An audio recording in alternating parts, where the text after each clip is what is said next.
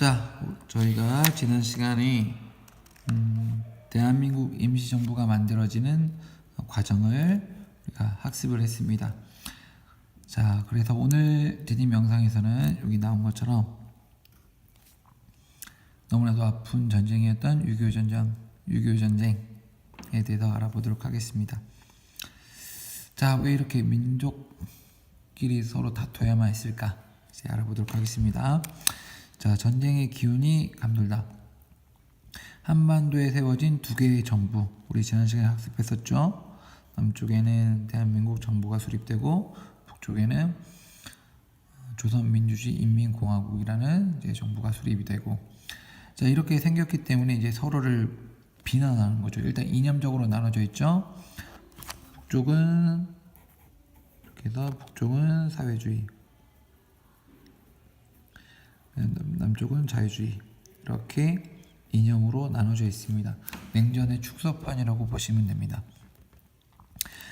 자, 이러다 보니까 산팔도선 부근에서 군사적 충돌도 일어납니다. 예.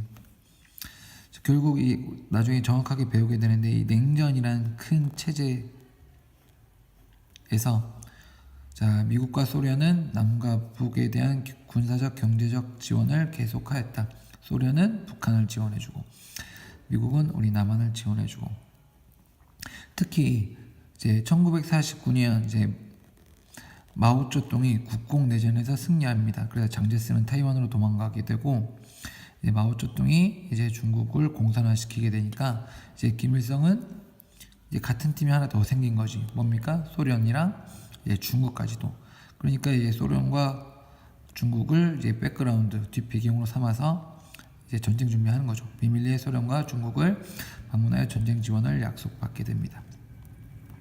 자, 소련은 북한과 비밀 협정을 맺고 최신 무기를 공급하였으며, 중국은 조선 의용군을 귀국시켜, 뭐 잘 몰라도 좋은데요.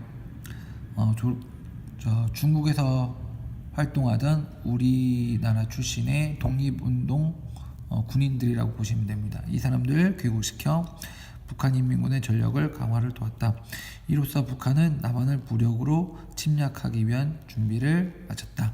이렇게 보시면 되겠습니다. 정리하면 이제 남한하고 북한하고 이제 사이가 안 좋은데, 이제 북한은 남한을 침공하기 위해서 이제 소련하고 중국에게 협조를 구하고 굉장히 많은 이제 물자나 시설, 그다음 무기들을 지원받았다. 이렇게 이해하시면 되겠습니다. 근데 이제 결정적인 이제 배경이 하나 더 등장을 하는데요. 이제 엣지슨 선언이라고 있습니다. 엣지슨 선언. 엣지슨 선언인데 뭐냐면, 이제 미국의 동부가 이 동아시아 쪽에 미국의 방어선입니다. 방어선이라고 보면 되는데, 이제 미국의 태평양 지역 방위선에서 우리나라가 제외가 됩니다. 여기 보시면 이제 미국이 이렇게, 여기 미국이 이렇게 멀리 있죠. 미국이 이쯤 있죠. 자, 미국의 동부가 지역의 방위선인데, 이 방위선 안에 일본은 들어가 있으나 이렇게 대한민국이 빠져 있는 걸 우리가 알 수가 있습니다. 그러니까 우리가 제외돼 버리니까 이제 더욱더 우리의 방위는 더욱더 힘들어지는 거죠. 자, 그래서 굉장히 불안한 상황에서 비극은 시작이 됩니다. 이제 북한의 남침으로 전쟁이 시작되다. 1950년 6월 25일 새벽, 북한군이 선전포고도 없이 38도선 이남으로 기습 남침했습니다. 새벽에 기습적으로. 자, 그래서 전쟁이 발발했습니다. 전차를 앞세운 북한군은 이제 3일 만에 서울을 점령하였죠. 참고로 이때는 이제 우리나라는 이제 휴일이고 해서 많은 군인들이 휴가를 가고 이렇게 했었습니다. 그러니까 전혀 방어할 준비도 전혀 안 돼 있었죠. 자, 북한군은 이걸 알고 있고, 그래서 기습적으로 남침을 한 거죠. 정부는 이제 어디로 도망갑니까? 이제 부산으로 피난 갑니다. 부산 중요합니다. 부산. 이제 부산으로 피난을 갔습니다. 자, 그리고 이건 유엔 긴급히 안전보장 이사회를 열어 북한의 남침을 침략행위로 규정하고 16개국으로 구성된 유엔군의 파병을 결정하였습니다. 그러니까 유엔군은 이제 우리 편이 되는 거죠. 근데 중요한 건 유엔군이 들어오기 전에 우리나라가 북한군한테 전부 다 점령 당해버리면 끝나는 겁니다. 자, 그래서 83페이지로 넘어가면 이제 이 지도 일단 볼게요. 지도 이렇게 쭉 보시면 이렇게 쳐들어온 거죠. 쳐들어와서 3일 만에 서울 뺏기고 쭉 이렇게 밀고 내려옵니다. 그래서 여기 이렇게 흐르는 강이 뭐냐면 자, 낙동강입니다. 낙동강. 그래서 낙동강 전선을 만든 거죠. 전선. 싸우기 위한 선. 그래서 우리나라 군인들이 여기가 점령이 돼버리면 아까 부산으로 이동했다 그랬죠. 임시 수도 부산.